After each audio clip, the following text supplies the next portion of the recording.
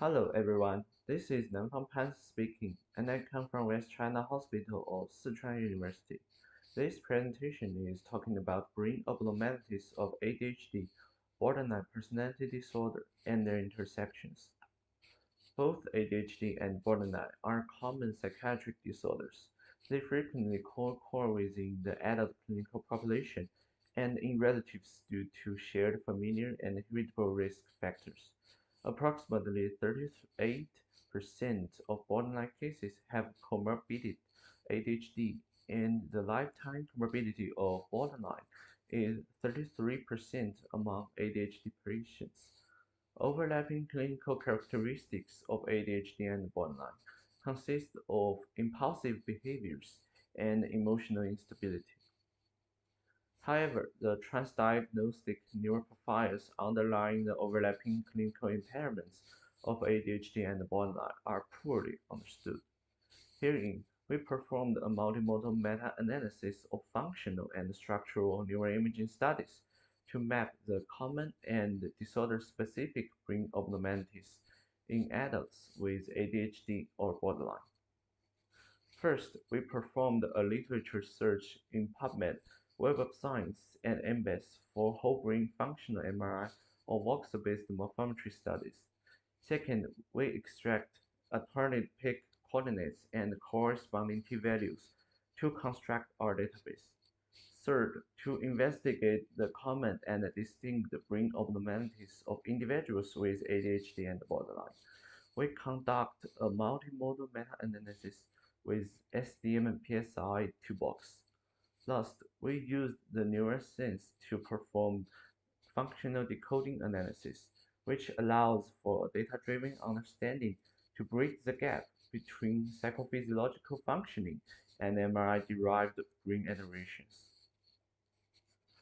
A total of 124 whole brain articles were included, incorporating eligible observations from 3,401 adult patients.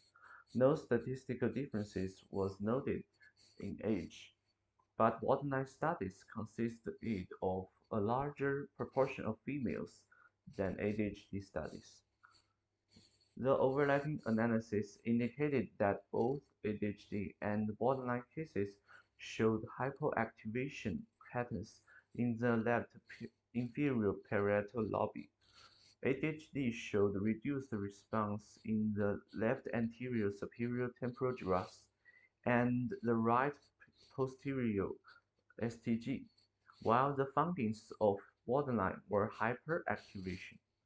The convergent findings of the left IPL and the right STG were predominantly correlated with the action domain, while the left STG was linked to cognition domain.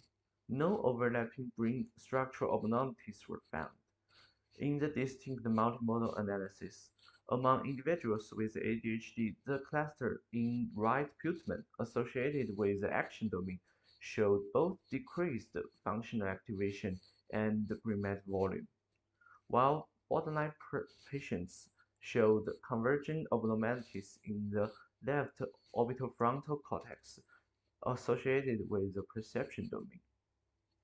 The multimodal meta-analysis provides a comprehensive delineation of the similarities and differences in the neural basis of ADHD and borderline, underlying their shared and distinct clinical features.